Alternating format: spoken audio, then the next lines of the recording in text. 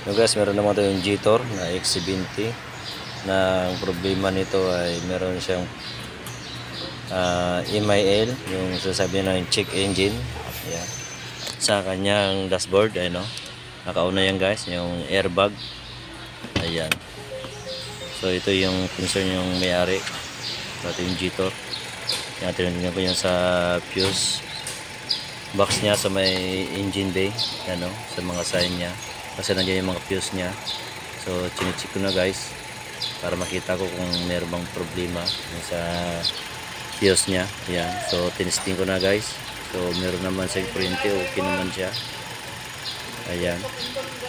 So yan ang pong unang basic natin gagawin guys pag mag-troubleshoot tayo sa mga ganyang problema sa airbag.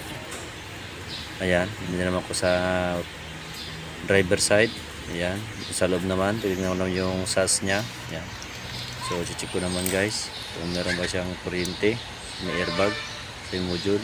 Okay naman guys. Ayan. So kitang-kita naman guys. Meron naman siyang supply. Okay naman. So yan guys. Ginamitan ko ng scanner para malaman ko kung saan banda siya talaga nagkaroon ng problema. O ayan, nakita mo ninyo. Ang gamit natin ay G-Tor na pang-scanner yan guys. Ayan. So normal naman siya guys. Wala tayong makikita na kanya sa kanyang trouble codes. So normal lahat.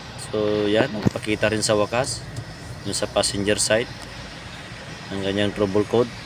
Ayan, sa airbag. Ayan, no? Sa may ilalim sa ilalim sa passenger side guys, sa puan, sa ilalim yan. Nag-loose connection yung kanyang wire dun sa loob. Ayan. So binalik ko na at sinubukan ko ulit. Titignan ko ulit kung meron pa siya. So wala na guys, oh. Kita naman yun, wala na yung airbag niya sa passenger sa front. So huwag mo kalimutan mag-subscribe at mag-like sa aking YouTube channel. Maraming salamat po. Bye bye.